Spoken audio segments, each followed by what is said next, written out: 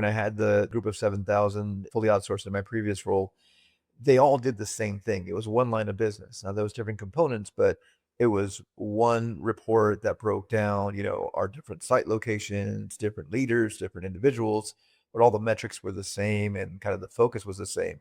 So as an operator, you're on this, we do this one thing and it scales. In my current role, we have 8 different teams doing 8 different things. So now you have to get accustomed to 8 different reports for 8 different groups. You have to have enough of the knowledge to be familiar with those 8 teams to understand what you're reading, to not disrupt the work by kind of having to ask too many questions or at a director level, have your team feel like you're too in the weeds. So when you are working with these 8 different business lines, different things are going on. What is the cost of building that perfect solution while ignoring what happens in the whole implementation side? The cost can be time misspent. And in a world where everything is moving quickly, it's important to ensure that you're avoiding those issues. Like you can't avoid them, they're going to happen. And I think you, as a leader, you have to understand when you're building something from scratch or you're building something new, not everything is going to go right. You have to give yourself that grace, but you also have to take those kind of big swings. When you ignore the implementation piece of a project or an issue, you're only hurting your own solution.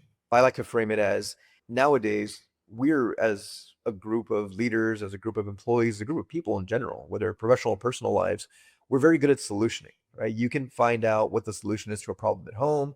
You can figure out what the solution is to a problem at work. We tend to celebrate too early, I think. We pat ourselves on the back, be like, we figured it out, we got it, here's the fix, let's go get it done. And then everyone kind of disperses and nobody takes the time to clearly map out who's doing what by when. And that's a very important piece of implementation that I think we get wrong. And even speaking about it now, I know that this year alone, there's examples where I haven't lived up to my own standard because we're in such a rush and things have to happen quickly. But taking that time is really important. I talk to leaders every day about experimenting. And if people have watched this show, you probably heard me say it a number of times. A day doesn't go by, probably in your own company, when you say, well, let's try this and see how it works, or let's run a pilot and see what we get out of it. Those are all code words for experiment. I like the word experiment because there's the whole scientific piece around it, with that hypothesis that we did in our poster board in that science fair experiment, 5th grade, right? I think if I do X, I'm going to get Y. I tell people to do this all the time while their peers are trying to put together the perfect PowerPoint deck and plan everything out.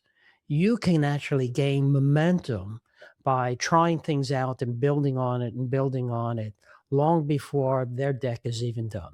Absolutely. There's a movie that Matt Damon was in a while back. I think it was called The Martian.